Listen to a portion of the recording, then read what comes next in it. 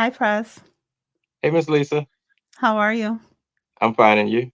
Pretty good. Can you let us know the topic for this week's episode?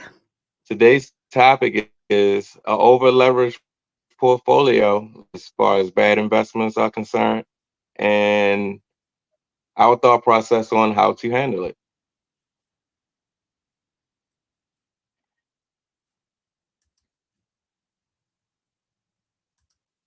Can you hear me?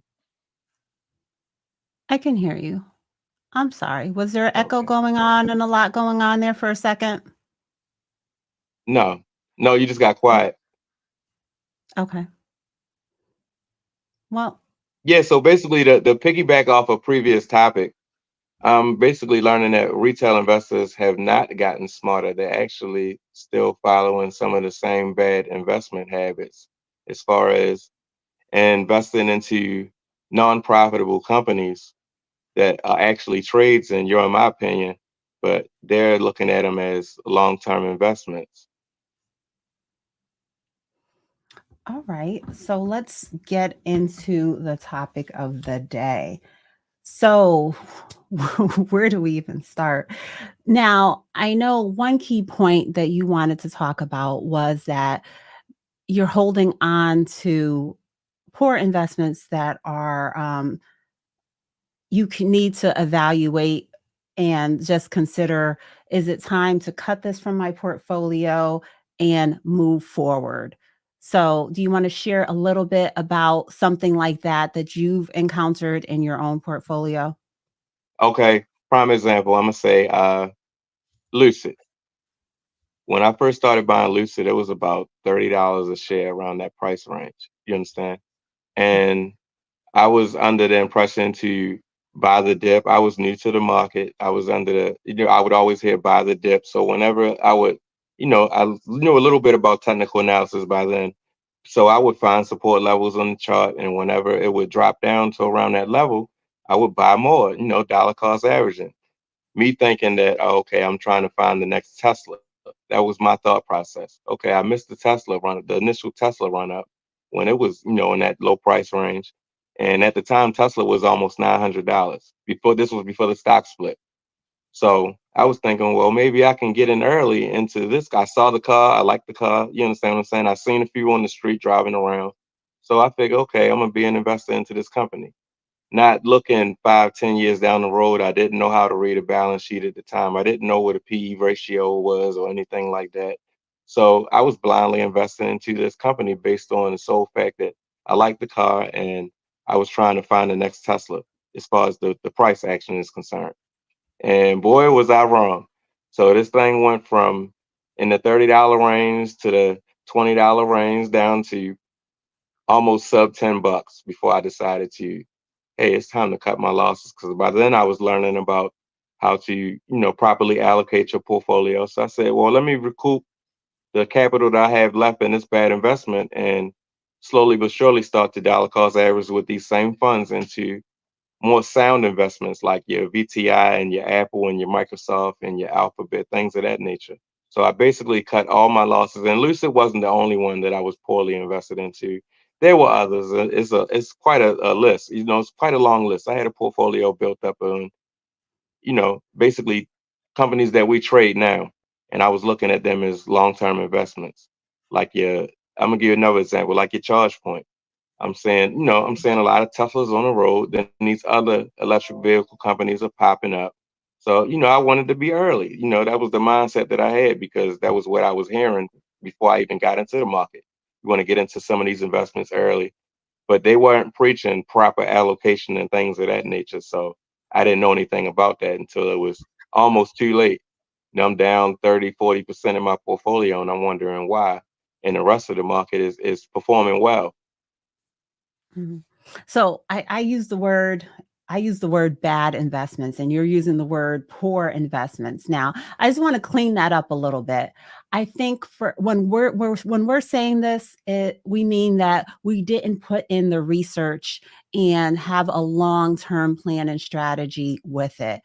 And even if it wasn't under those circumstances, sometimes things change unexpectedly. So you have to be mindful of those individual things that you invest into and realize that potentially these could be things that we need to just take the time, look at our portfolio and say, I think it's time to cut the losses. Let this go. Move the money into something that is going to be profitable. I've had this situation. I can't remember what I moved the money into, but I decided to cut all of my JetBlue stock from my portfolio and move it into it was probably VTI or VOO. I did a video about it, but this was many months ago, probably 7 months back or so. Um, but I really didn't make any money. I didn't lose a significant amount on it, but I definitely didn't make much either. So JetBlue, I had bought it at the beginning of, when we were in our lockdown situation, probably for about $7 and change. And over time it went up to about $20, but I wasn't being mindful. I didn't have a strategy. I didn't sell it at the top and it came right back down to those low, $7, $8 range. And I said, this is not, I could have done better with by making a different choice. I could have put that money into VTI. I could have put it into Amazon. This wasn't the best choice for me. So I sold all of it and moved it into a different investment. So this is one point that in Prez's topic of the week, he wanted to highlight that sometimes we just need to let things go, evaluate, realize that the choice that we made is not really the best long-term strategy for whatever reason, whether the company has changed, there's some news catalysts, something that you just feel that it's not a long-term hold for you, and just let it go. Right. So You'll feel a whole lot better, in my opinion. Like when I finally did let these bad investment choices go, I felt a whole lot better because I knew that I was on the right path now, and mm, I didn't have to worry about the rest of the market basically passing me by. You understand what I'm saying? I'm seeing people showing their results on their long term portfolios, and they're up 30, 40% over a period of time, of course. But that could have been me because I was right there at that same time period, and I was making bad investment choices because at the end of the day, I didn't know any better. You understand what I'm saying? And I don't want other investors, new investors, to get discouraged by seeing a significant loss in their portfolio because they made similar choices. You understand what I'm saying? mhm, When mhm. at the end of the day, it's best to just let it go and reevaluate what you're doing before you redeploy that capital somewhere else. Yeah, yeah. And when you know better, you can do better. And I know me personally, I'm willing to share the mistakes or the missteps that I've made. Prez does the same because we're not perfect, but what we try to share with you may help you to make a stronger portfolio, make more informed decisions, and not have any of the some of the setbacks that we may have had. You may be able to do it in a different way. I know personally, once I finally decided to create a UTMA account and get my daughter's money invested as opposed to just saving or me trying to um, have investments that I'm trying to keep in mind that, oh, this is for her. No, I finally got to the point and I became more knowledgeable. I said she's going to have her own investment account. She has her own high yield savings account. She has money in a CD in her name. And with that, when I created my daughter's portfolio, it's a clean 80% ETFs, 20% individual stocks, and it performs much better than mine, which I have, I have maybe 25 different positions. Hers is literally right now 5. And it's simple, well thought out. And when I created it on her behalf, I was in a different place and I was able to just, create that strong foundation. Um, the individual stocks are things that I believe in long term. If we need to change those out, we can. But when you know better, you do better, and just don't let investing intimidates you. We're here to show you that it's something that we believe should be a part of everyone's finances, is not just saving, but also investing. And it doesn't have to be hard. We have to work to keep mitigate the risk, keep the losses small, but it's something that will benefit you long term. So, what's next, Prez? How about we get into making the good investments? Making a good investment. Yeah. Okay, basically, what I would do, I would start with a good sound ETF, like VTI, of course, my favorite. Um, and then I would start looking at individual companies. Once I have a strong enough position into VTI, I would start looking at the the top companies. I would look at your Apple, your Microsoft, things of that nature. That's what I would start looking at first. And yeah, I would start looking at those companies first, basically. And I wouldn't even worry about the smaller cap companies right away because I have yet to understand them first. I would have to learn how to actually evaluate these companies first before I would start putting my money into these companies because some of these newer companies could go out of business at the drop of the hat, and that's the last thing you want to do. Or they could be acquired by a larger position, and I mean, a larger company, and you're down in your position. Like for example, I don't know if you remember Volta. That was another charging station that was they had like an advertising board, like an LED screen. They were advertising other businesses on their actual charging port. And I liked the Mhm. business idea. And I ended up getting out of this position before they were acquired by Shell Gasoline, petroleum company. And the shareholders were basically paid out at like 80 something cent per share. And a lot of investors were down significantly in this position. So your losses basically was cut for you by the company being bought out by a larger company. Mhm, mhm. So, yeah, I don't like the way I'm wording my question again, saying good investments. Now, I what I mean by that is take your time and evaluate what you're going to invest into and realize the difference between an investment and a trade. Because when you really put a little research, put the legwork in at the beginning into making your decision, then you'll be able to more safely and without daily stress hold it long term. There are certain investments that I don't have like any stop loss set on them. I'm not trying to I'm willing to take a little bit of price fluctuation.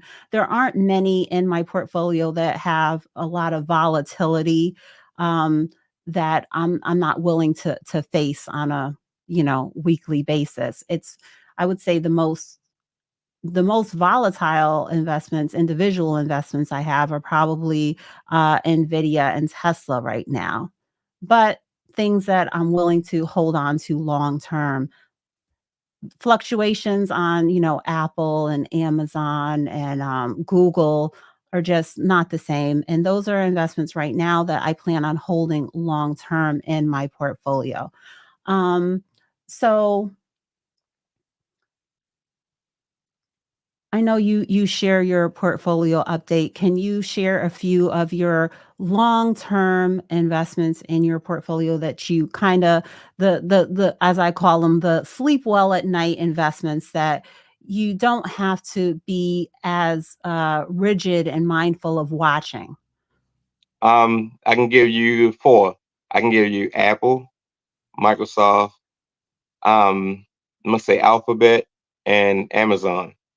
Like no matter what the price is, I'm not worried about it because I can't go out walk for an evening stroll and not see an Amazon truck or many Amazon trucks pulling up to somebody's door, including the house that I currently live in right now. The Amazon truck is constantly here, not for me per se, but yeah, I Yeah. always see the Amazon truck, and I'm always using some product or service from the Alphabet Corporation, whether it be Google or YouTube or Gmail for that matter. Like I use my Gmail account as a primary email account anyway. So I'm gonna always be an investor in these companies because I don't worry about the overall outcome. I don't ever see them going out of business, at least not no time soon or anything like that.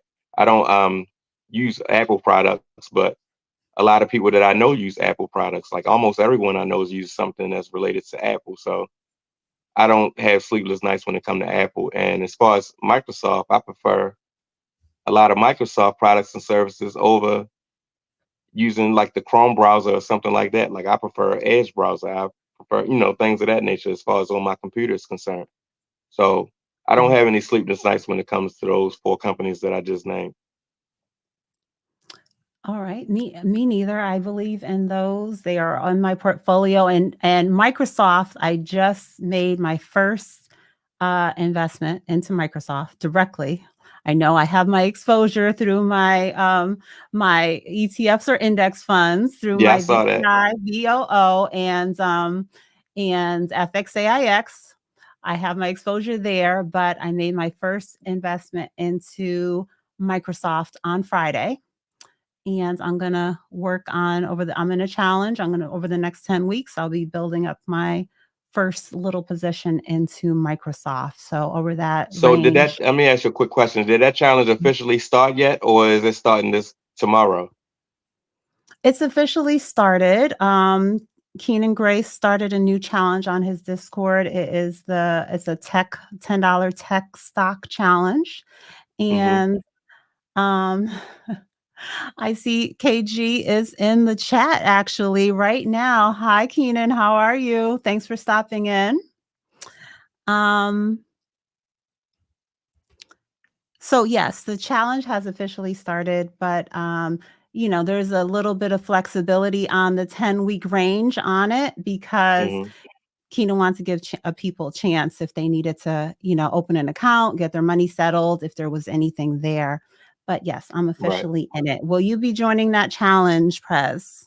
Or is there I'm anything undecided yet. It sounds tempting. It sounds really tempting, but I already have a lot going on as far as my investment plans right now. So I'm not sure just yet. That's why I was wondering, has it officially started yet, or was Monday the official start day? Okay, so Keenan is announcing an official interest in collaborating with you. He I'm enjoyed with meeting it. you. You're with it? You see that Yeah, there? Okay. I'm with it. But I have mentioned that to you the other night. Right. But it's real. Um, all right, let's check in on David. David said he's jumping in on the challenge. Um, so before we get into the next part of the topic, let's talk about um, people being intimidated with getting into their investing, like being overly, like waiting for the perfect price, being overly bearish, overly bullish, and then just kind of sitting there and not getting into anything. Basically, when we want, uh, we want a new TV, we want a car, we want certain things. We are seeking out the lowest price. When it comes to our investments, it seems like only the rich or only the people with a certain mindset are um, happy and ready to move when the market comes down. What are your thoughts on that? I know you always want to give encouragement to people to get started and not let obstacles hold them back. I would say short-term pain for long-term gain. That's one analogy I would use. Um, the longer you hesitate, the more the market is going to pass you by. The more opportunities you're actually going to miss out on because you cannot time the market. The time in the market is where you win, is how you win. The longer you're in the market is how you're winning. Don't be intimidated about the red days or anything like that. Just think about it as you just caught a good company on sale. That's how I look at it. Like I actually enjoy red days more than I enjoy green days because I'm later into the game. So I can get a lot of these companies that other people have much larger positions on. I can get it at a discount. You understand what I'm saying? So when the market do finally turn green, and it's green more than it's red if you actually look at it, the actual chart of the S&P 500 over time, you really can't lose. You just gotta, like I said, taking that dose of that bad nasty tasting cough syrup and just gotta swallow it and go ahead and hit that buy button. Especially if it's on a good solid investment choice, I don't feel like you have anything to lose by hitting that buy button. Just hurry up and buy. I made a short the other day. I told Prez I had forgotten to invest, and yeah, he threw that clip on me in his live, that hurry up and buy. I think I might pin it to the in the description so you guys could see that. I can't stop Because watching it. I swear I can't stop watching it. I know you probably got high viewage on that. I views mean, on it. the average watch time. Yeah. I know it's So probably up high because I've been watching it.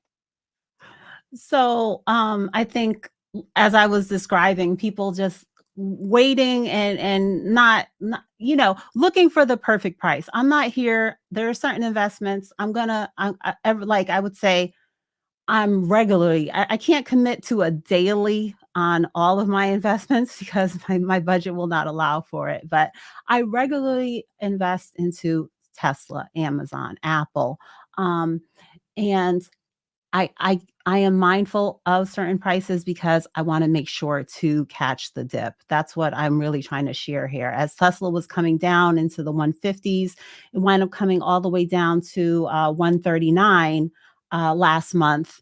And Hmm. right now, the price of Tesla is $181.14. So Right.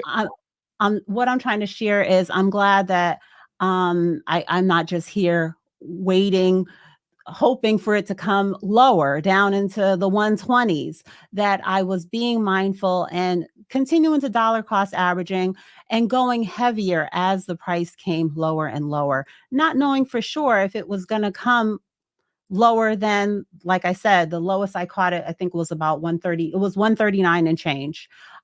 So guys, don't just keep waiting on certain investments, on the sound investments that you are ready to commit to long term.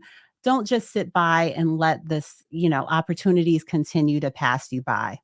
Anything else on that, Prez? Speaking of Tesla, just to piggyback off the Tesla situation, I don't know if you can remember. I was calling for 128. Remember?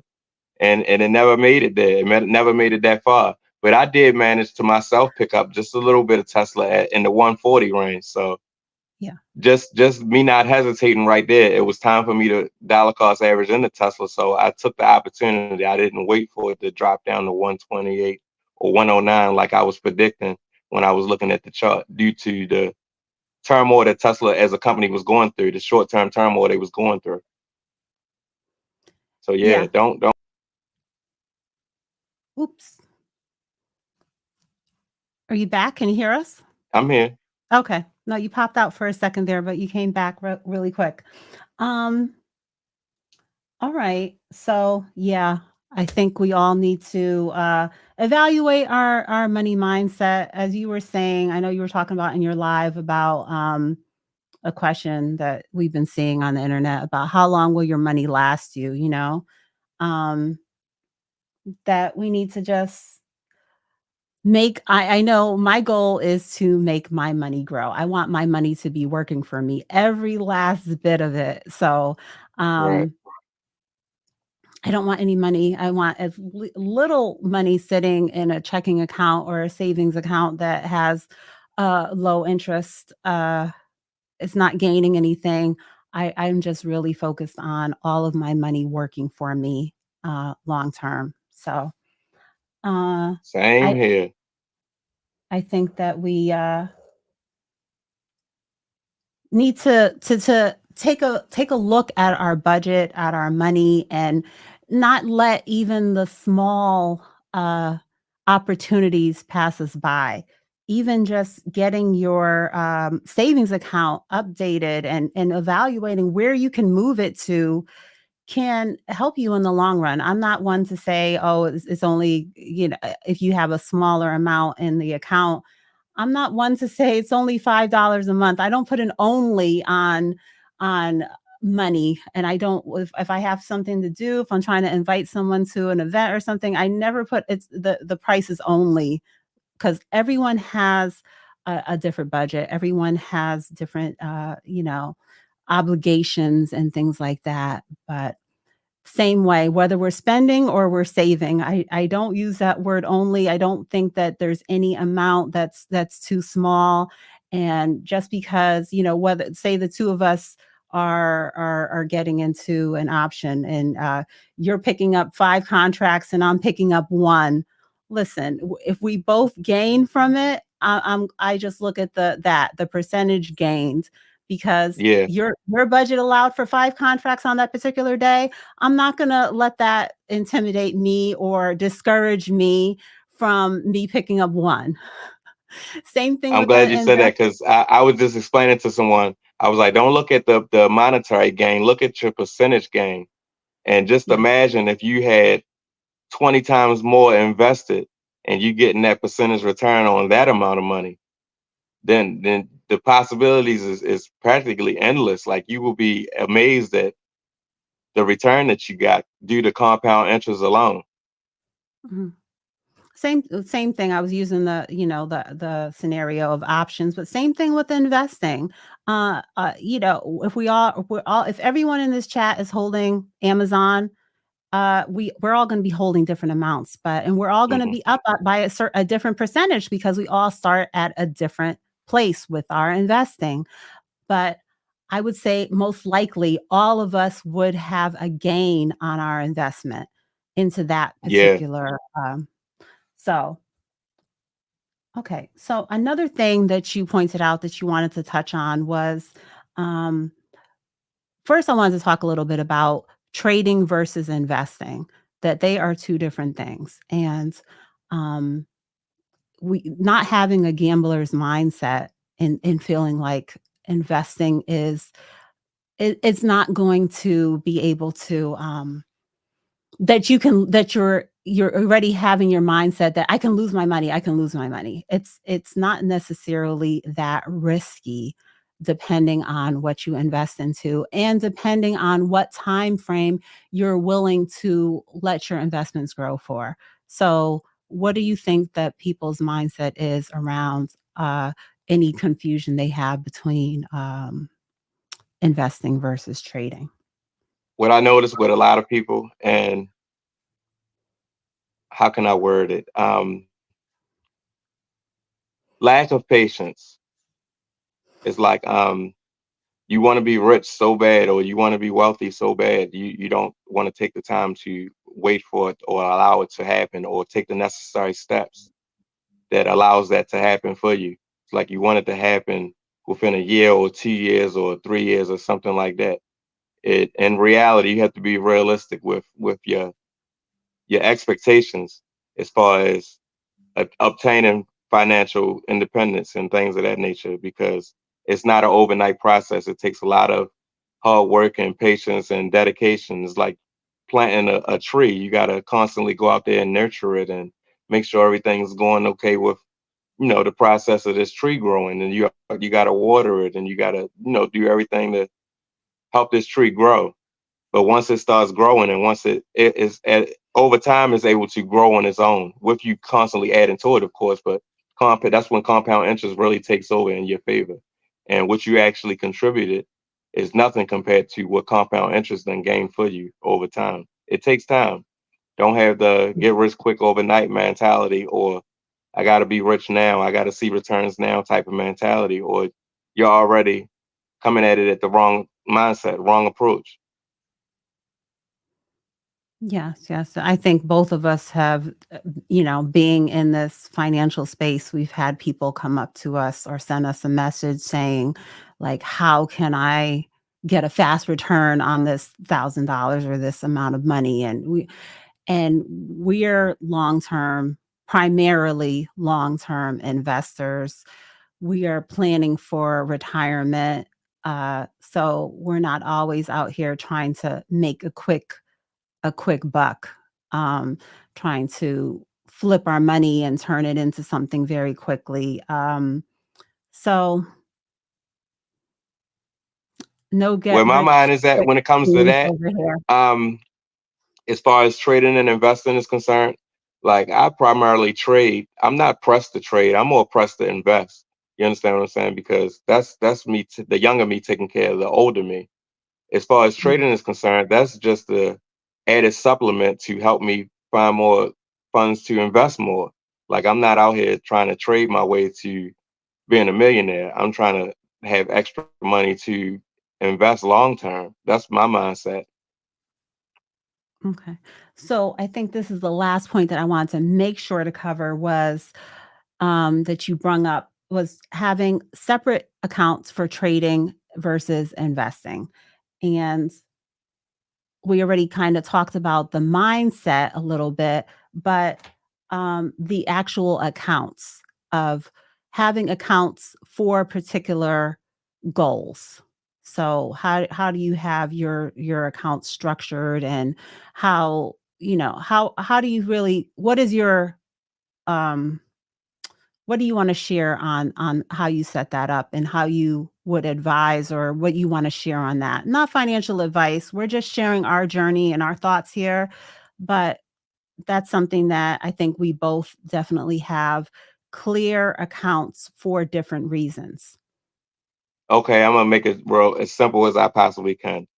So I'm gonna hold up four fingers, four fingers. So on two fingers, that's for retirement. One investing, one is trading. Those are in Roth IRAs. So what for tax purposes. So once I turn 59 and a half, no matter what gains I done accumulated over time, I can withdraw all of that if I so choose, tax free basically. And then I also have two taxable accounts, primarily one for investing, the other for trading. So that way, if I need cash now, as far as trading is concerned, that'll be the first one I tap into because I'd have made a significant gains over time. Okay, well, let me start, enjoying myself with a little bit of this capital. But for the most part, I use majority of that capital to reinvest it into my long-term portfolios. Okay. That's the whole purpose of having multiple accounts and the purpose of them all. All right. So just a little insight onto mine. I do my retirement accounts. I have my 401k from my current job, and I have multiple IRAs from previous jobs. I have all of that at Fidelity. I don't do any trading in my retirement accounts. And also in my accounts over there, I have my daughter's account. So she has her Fidelity Youth account because she is a teenager now. So she's eligible for that. And we set that up. And she has her UTMA account. Outside of that, I have my taxable accounts that I particularly have at Webull, Moo Moo, and on Public. Hmm. My trading right now, I primarily have been doing on Webull, but I am going to add some funds to my Moo Moo account so that I can start to do some options or trading over there also. But that's what we wanted to touch on, was having a clear structure as to what account is for, what goal is the account, and not having it mixed together, not having a mindset of let me sell my investments to chase a particular trade. I've seen, even I was reading a comment recently in a group that I'm in, a women's finance group, and someone was saying, should I just basically tap into my 401k and take the penalty and get my money? And, because they feel like the market is going to be in such a, turmoil this year. These things don't cross my mind of I don't know how old this person is. I would think that things like this shouldn't be any concern to anyone, but for this person, it is. I personally would not do that. What are your thoughts on that comment that I'm sharing, Prez? Sounds, Hell sounds, no, no. I almost swear just now. No. Mm-mm. So your retirement should be set in a way that, you're preparing for the long term. You're in line with what your age is and when you're going to need to tap into the to your investments. And I know definitely probably, back in 2008, and different times when the market really suffered. I'm sure there are people that probably had to maybe work a few extra years because the market had, a kind of unexpectedly or abruptly dramatically change. So, but overall, I hope that my circumstances are never in a place that I have to tap into my 401k for any reason.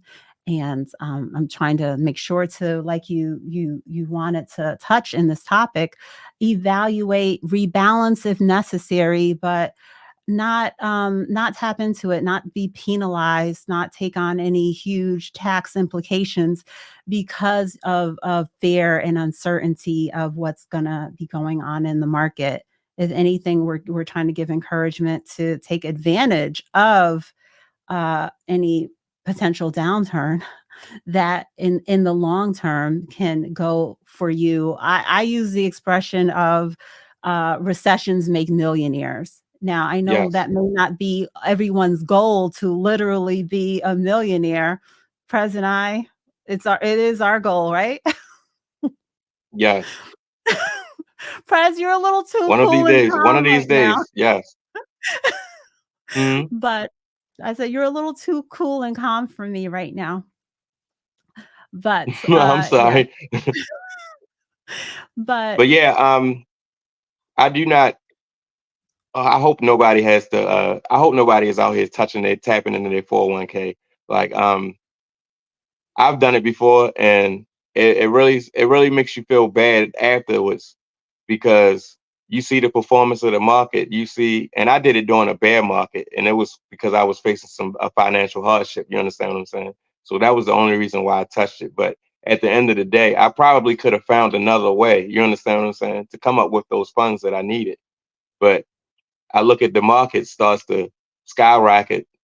The bear market ends and the bull market starts, and I'm like, wow, the market is just passing me by, and I done used this capital that could have still been here growing when I could have probably found another way to come up with this money. Instead of thinking logically, I was thinking irrationally. yeah, but a lot of people when, the furnace breaks down, whatever issues they're having, it's the first thing that comes to their mind is I'm going to I'm going to tap into that. I think it's because it's the largest sum of money that they've ever accumulated. And for Right. me, I've always been able to find a different way. I've always, um, been able to finance it, work with whatever company, what my credit cards are, and I just find a different way. But that's been my priority of letting my retirement investments, whether it's retirement or otherwise, letting my investments remain invested because I'm not at the place where I'm ready to tap into it. I'm not out the game, it's not the end of the road for me. So my investments will remain invested. If I want to dabble in a trade, that's one thing. If I wanted to, tap into that money, that's one thing. But most likely, even with that, when we trade, we then use the profit there to invest more, to put it right back into our foundation or our individual stocks that we are holding long term. So, Praz, is there anything else that you wanted to cover related to the topic of the day? Um, I believe that's basically it in a nutshell. It's that simple. Like, keep it simple. I don't want to overcomplicate things because I know a lot of people are probably that watch us that are probably new to the market, and it can seem overwhelming when you're just starting out. So I try to keep the topic as simple as I can and try to not overwhelm someone's brain so that way they can digest what we're actually saying to them. So I think I've covered everything that I needed to cover today. Okay, okay. So, please feel free to leave any questions, comments, even after the live. And, we might be able to get back to them in future episodes. I was gonna ask Prez if he is interested in maybe still doing a pop-up because Prez and I met in person for the first time last week, Monday. We went out to an event at the NASDAQ that was hosted by Moo Moo. And, it was a great experience. And we see that Prez met Kenan Grace for the first time in person and made such an impression that there will be a collaboration in the works coming soon. But uh,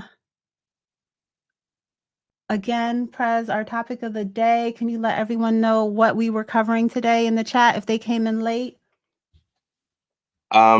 Having an over leveraged portfolio into bad investment choices and our overall thought process on how to handle it. Okay. So thank you guys for tuning in. We'll be back next week and potentially maybe with another pop-up live. But that is the topic. Please check out our weekly topics, our videos. Prez goes live during the week also. I put out videos throughout the week. Um, and Smash that like button. hit the If you're like not subscribed button. to us both, subscribe to us both. Thank you, Prez. Check out a playlist. I have Investor 101 playlist. Prez has a playlist that he's sharing his weekly progress of his YouTube portfolio. Lots of ways to support the channel. We appreciate you guys for tuning in, and we will see you next week. Prez, you want to close us out with our usual, one of our usual One closings? last thing. One last thing. If you're Okay. interested in learning how to invest for your children, go to Lisa J Stocks. If you don't find a Yes. way to make money while you sleep, you will work till you die. All right. Bye, guys. Thanks for tuning in.